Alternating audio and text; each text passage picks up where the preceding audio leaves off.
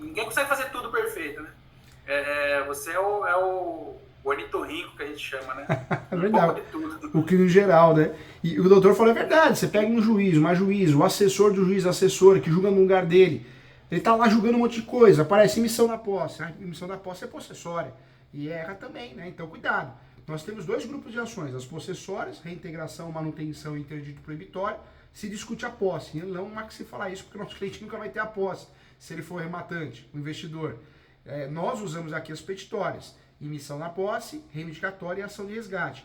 Para leilão, é ação de emissão da posse. Só tem posse no nome, porque é uma ação petitória. Então é importante falar sobre isso. Pode pedir uma tutela antecipada, normalmente vai dar certo. E detalhe, né? Você pode pedir uma audiência de conciliação, pode propor um acordo. Tem gente que faz isso, prefere fazer o acordo para conseguir liberar o imóvel logo. Nós temos que falar aqui também, o nosso curso tem que valer muito a pena, né? E falamos muitas coisas boas, então não pode faltar nada. Também importante, né? O doutor sabe disso também, ler o edital para ter a certeza do que você está rematando. Já aconteceu muito aqui no escritório de eu atender muitos colegas advogados, hein? Que remataram o imóvel, só 50% do imóvel.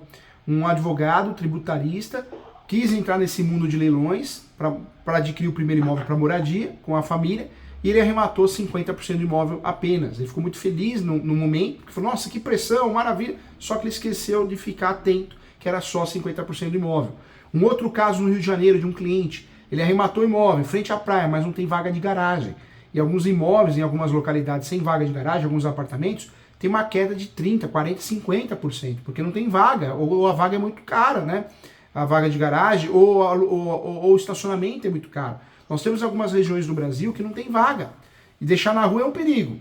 E se for alugar vaga de estacionamento, tem estacionamento que cobra em alguns lugares R$ 450 por mês. Então, o fator de arrematar o imóvel sem vaga de garagem, há uma queda de valor de mercado. Então, precisamos prestar atenção nisso também. Dá confusão, hein? Dá confusão. Isso é importante. Emissão na posse, se estamos advogando para o mutuário é aquele que tem a posse, que não quer perder o imóvel, temos uma ação talvez em andamento. Nós já falamos das ações. A ação é a ação declaratória de nulidade, é a ação de embargo de terceiro, é a ação anulatória. As teses efetivas, o resto é balela, o resto é uma aventura jurídica. As únicas teses efetivas no Brasil, que são de 10 a 12, são essas que nós falamos, repetindo elas. Preço vil, defasagem na avaliação, que mais? Bem de família, falamos dela. A quarta tese, ausência de publicação do edital do leilão na internet. A quinta tese, falta de publicação de editais em jornais. Sexta tese, publicação tardia do edital. Sétima tese, ausência de imagens do bem leiloado no site do leiloeiro. A oitava, ausência do pagamento do lance pelo arrematante, do arrematante ou fiador. A nona tese, falta de intimação do executado sobre o leilão. A décima tese, ausência de intimação de todos os credores. E aí a gente fecha com chave de ouro. Acho que a penúltima tese seria a falta de intimação da esposa do marido, nós falamos, do executado. E a ausência da descrição detalhada dos bens leiloados. No Brasil, essas 12, as 12 teses, vamos falar das 12 que de fato resolvem, né? Pode gerar nulidade, a suspensão do leilão, são essas.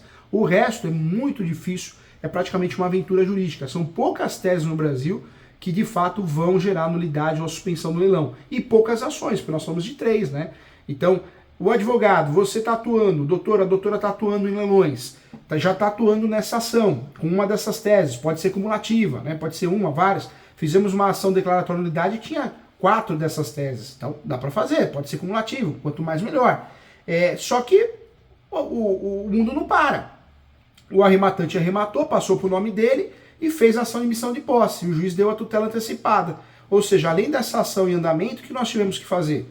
Agravo de instrumento, que é uma tensão danada, porque se ocorrer a desocupação, perdeu o objeto, não vale mais nada, né? Fizemos o agravo, muito tensa a situação, e fizemos também a contestação, né? Então, você vê, um caso que inicialmente você foi advogado, o seu cliente é autor, você também teve que advogar em situações que ele foi o réu, né? Ele ou ela. Então, temos que ter atenção em relação a isso também. Importante, hein? Importante. Outro detalhe também, uma dica também. Essa ação declaratória de nulidade, o ideal é a gente pedir a verbação premonitória, fazer constar na matrícula que existe uma ação de nulidade. E aí uma dica de ouro. Por quê? Quando nós estamos advogando para o mutuário, isso ajuda a gente em que sentido?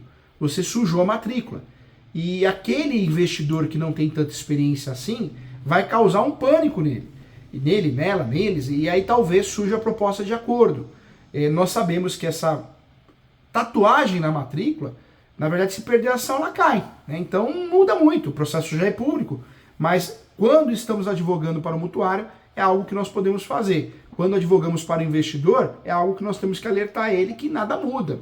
Parece que é algo que vai assustar, vai criar problema, mas não cria. Se não ganhar ação, não resolve nada. Então, é importante falar nesse sentido também. O leilão extrajudicial, voltando ao leilão extrajudicial, ele é regulamentado por leis. Né? Nós temos a Lei 9.514/97 e a Lei 13.465 de 2017. O leilão extrajudicial de imóveis, ele tem essa vinculação com o financiamento de alienação fiduciária. Então são leis que nos interessam muito. Agora eu quero trabalhar com vocês. E aí? E o gasto, hein? O que o doutor falou é verdade. O doutor é advogado, então ele já não gasta para fazer emissão da posse. Então para ele é até melhor que tenha alguém no imóvel, alguém que cuide, né? Normalmente a gente cuida. Né? Então é mais fácil um imóvel que tem moradia, alguém morando no imóvel, cuidar. Fala, doutor. Antes de eu prosseguir aí, para não quebrar o raciocínio, tem dois pontos também que é bom ficar atento, que é a questão do usufruto e direito real de habitação. Verdade. Que às vezes você compra o imóvel e tem essas duas coisas aí, né, que passa despercebido às vezes, né?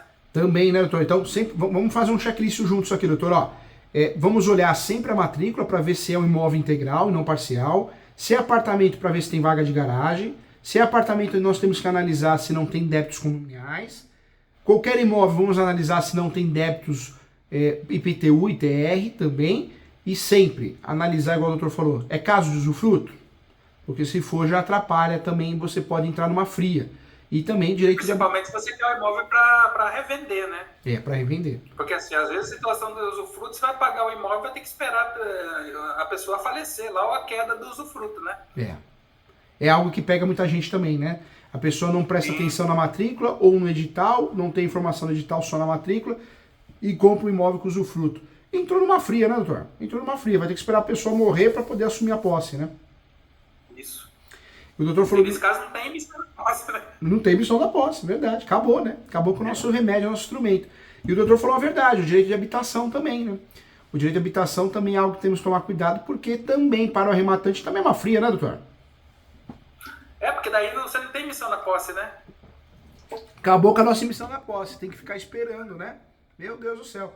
E se é para moradia, lascou, porque você vai continuar morando, talvez de aluguel, na casa que você não queira, para moradia, você está buscando mudar de imóvel. Se for para vender, você vai vender na mesma situação, né? Vai vender, o cara vai ter que esperar. Se for para vender, você tá com o elefante branco na mão, porque na verdade, talvez muita gente, ninguém vai querer comprar, não é verdade? Praticamente você não vai ter lucro na venda se você vender, porque o cara não vai querer pagar para ficar esperando a Deus chamar lá a pessoa que está morando. Não entendi o direito de habitação aí. Direito real de habitação, né? Doutora, para a doutora entender, a matrícula, se tem usufruto, mesmo... Não, usufruto eu entendi. Legal. O direito real de habitação, muitas vezes um divórcio, né? Pode ocasionar. Um divórcio, a pessoa ganha a ação, eu tenho o direito real de habitação. Um herdeiro também pode ganhar esse direito. E isso vai ficar o quê? Através de uma ordem judicial, vai ficar no gravame da matrícula. Isso quando ocorre, de fato ocorre muito, se o imóvel vai a leilão, você compra com aquele gravame.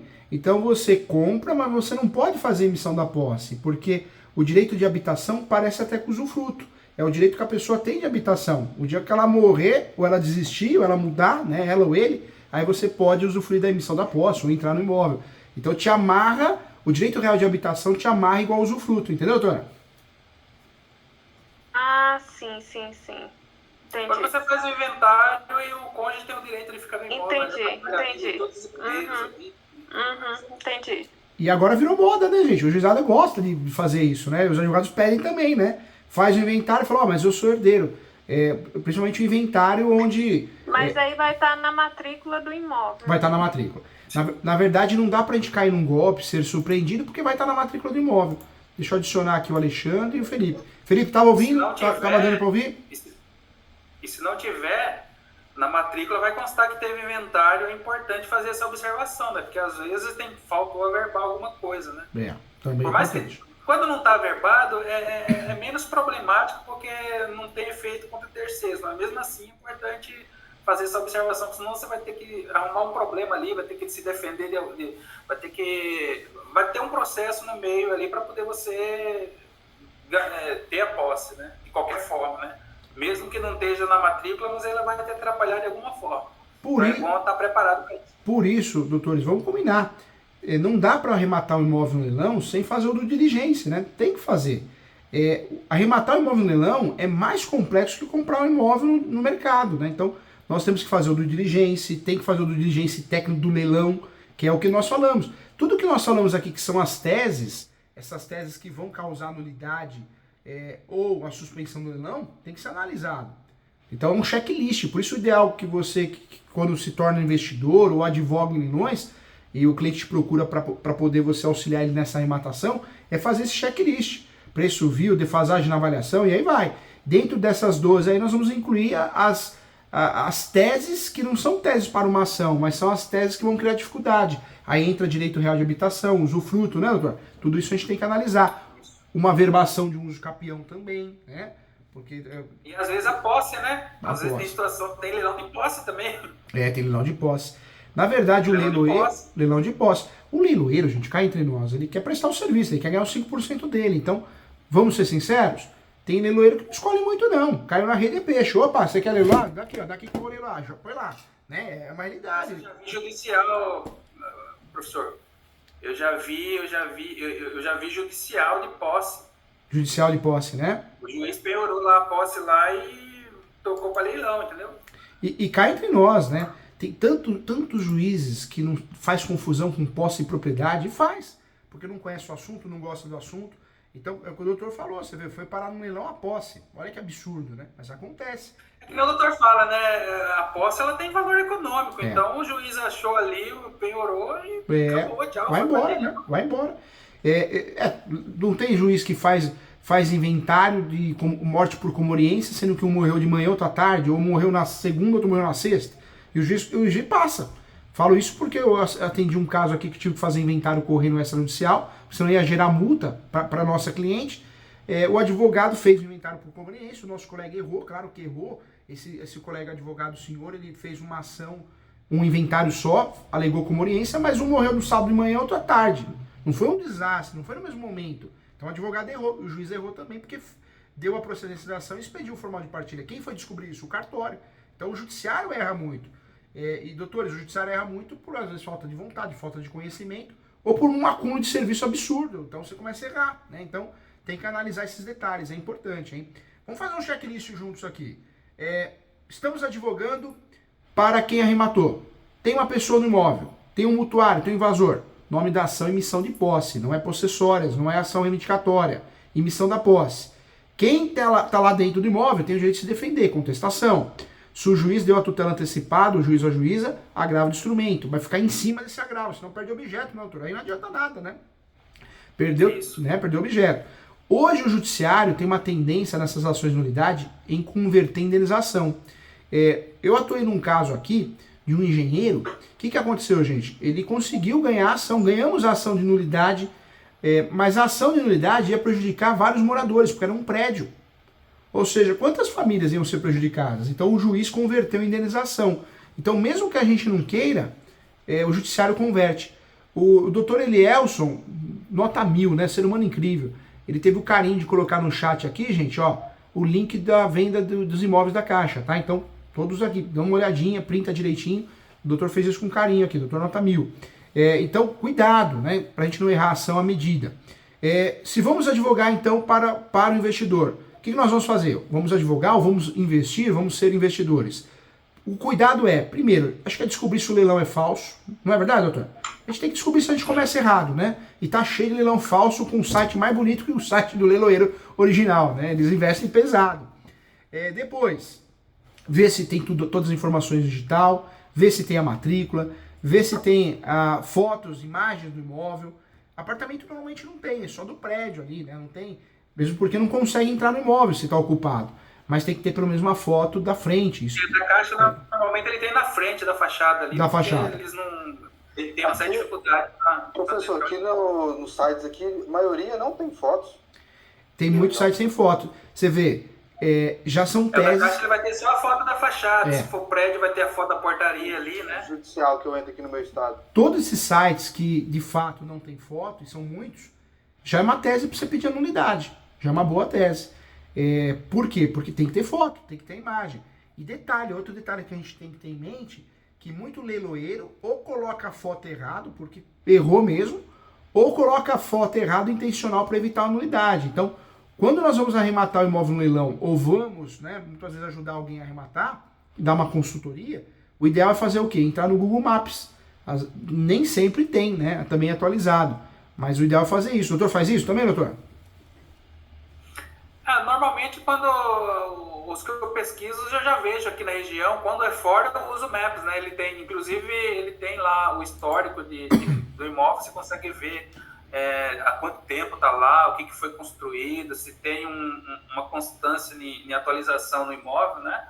Ou se ele foi aumentado com o tempo, porque aí já é um ponto para você ficar esperto, para ver se está averbado na matrícula isso aí, né? Legal. Então nós temos aí o quê? Pelo menos três nichos, né? Investidores, o próprio mutuário está perdendo imóvel. Hoje acho que nós sabemos as ações adequadas e as teses. E temos também a prestação de serviço para o leiloeiro, né, gente? Porque todos esses detalhes que nós conversamos hoje aqui é muita coisa. Poxa, o leiloeiro precisa de um advogado, uma advogada, um consultor ali para estar dia a dia, né? Tem muito leiloeiro que é advogado já, mas isso não quer dizer que ele seja conhecedor do assunto, né, doutor? Às vezes ele é formado em direito, mas é um nicho que nós temos para prestar o serviço. Nós vamos ter, doutores, e eu convido a todos, a pós em direito em leilões. Pós-graduação em leilões e gestão de leilões. Eu não lembro se o nome está correto, mas é uma pós específica para advogados que queiram atuar na área, eu já atuo, e uma pós específica também para investidores. Eu acho que, não, se eu não me engano, não tem no Brasil. Então, bem bacana. Eu convido a todos, né? Acho que vai abrir o ano que vem as matrículas, ou vai abrir no finalzinho do ano agora. Já foram gravados, acho que 60% do curso. É atualizado sempre as aulas. É no site www.portalesu.com.br. É na Escola Superior Universitária, Portal ESU, ESU. Poxa, é uma pós bacana, por quê? Porque você consegue se tornar especialista. E você que advoga em leilões ou investe, já pensou ter um diploma lá, né, escrito especialista, pós-graduado em leilões? Eu acho que não tem no Brasil algo inovador, que é algo bem bacana, uma pós para estudar só isso. E merece, né? Merece, né, doutores? Acho que é um assunto que merece uma pós mesmo. Porque hoje... Eu queria aproveitar para dar uma outra dica para o doutor. Eu sei que o doutor tem muita afinidade com o Cresce, trabalha muito com o pessoal do Cresce aí, e eu vi que falta aí no Portal ESU um curso para corretores de imóveis que possibilite ele fazer a inscrição no Cresce, né? Eu até dei uma sugestão para o pessoal do suporte do doutor aí. Eu acho que seria importante isso aí lá. Até porque eu sei que o doutor não vai ter tanta dificuldade, porque o conteúdo, a junção de conteúdo, o doutor já tem, né? E praticamente tudo gravado, pelo que eu acompanho do Portal ESU. E aí eu acho que seria importante, aí, que às vezes a gente quer indicar também para algum corretor, e seria importante indicar para quem a gente conhece, né? E às vezes eu mesmo, por exemplo, eu tenho interesse de fazer o Cresce. Por quê? Porque nessa aí eu vou querer administrar um imóvel, por exemplo, né? E quando você vai fazer a administração, óbvio que a gente tem a administração por procuração, mas tem a administração que você precisa ter o Cresce. E uma coisa chama a outra, né, doutor? Ajuda, né? Você sabe que... Isso ajuda. Ajuda. Você sabe que eu tenho um Cresce, nunca vendi um imóvel, nem comprei. Como corretor, né? Mas eu faço muito o quê? Avaliação. Às vezes o cliente fica enrolando para mandar a avaliação, eu mesmo vou lá e faço a avaliação, ele passa mais ou menos o valor, eu olho aqui. Então ajuda muito, né? Acho que não é algo caro, não é algo absurdo. Era usando essa finalidade. Porque assim, eu já vou fazer a avaliação para mim, eu já consigo... Você vai fazer um laudo técnico, por exemplo, né? Hoje eu sei fazer avaliação, né? Mas eu não consigo escrever um laudo que o juiz aceite numa perícia, por exemplo. Professor, avaliação, já que vocês tocaram no assunto, estão me ouvindo? Porque, desculpa que a internet aqui está caindo. Estamos sim, viu? Estamos sim. Ah, beleza. Tem que ser do oficial de justiça ou pode ser uma avaliação de um profissional no judicial, no caso? No judicial, normalmente é feita a profissional de justiça. E é um problema, Mas porque o se oficial... uma atualizada já de fora, assim. Normalmente o oficial de justiça, ele não é técnico nesse assunto, né? Então, é outro nicho de mercado que nós temos, porque quando você vai impugnar a avaliação do oficial de justiça, o oficial de justiça tá errado, tá muito superior ou muito inferior, depende para quem interessa, né? O ideal é a gente juntar uma avaliação. Então, por isso que o doutor falou é verdade. Também é um nicho de mercado maravilhoso trabalhar com avaliação. Eu acho que é muito, muito rentável. A gente vê muita gente ganhar muito dinheiro. Não só corretor de imóveis, como o engenheiro que pode fazer isso também, né? Então é interessante. Eu tô com um caso aqui que eu preciso, por exemplo, da avaliação, mas eu não posso fazer, né? Porque numa futura demanda judicial, na verdade, eu estou auxiliando uma compra de... Teve um inventário e no inventário ficou em condomínio o imóvel. Uma das partes ela quer comprar de todo mundo, mas isso já faz tempo, né? Então na matrícula tem lá o valor ínfimo lá, que normalmente é o valor venal, que eles fazem a divisão, colocam ali, só que o imóvel hoje já tem um valor maior. Então para fazer fazer a oferta corretamente, né? Os demais condôminos querem uma avaliação. E aí não compensaria dar uma avaliação de boca, porque isso aí, caso um ou outro queira contestar e vá para a justiça, eu já sei que o juiz vai indeferir, porque não é uma perícia feita por um técnico na área, né? Mas no caso, professor, se tiver... Desculpa, pode falar. Não, pode falar. Eu ia falar o seguinte, que minha irmã é engenheira, quem faz minhas avaliações é minha irmã. Legal. E ela faz de uma forma tão, não desvalorizando, mas ela mesmo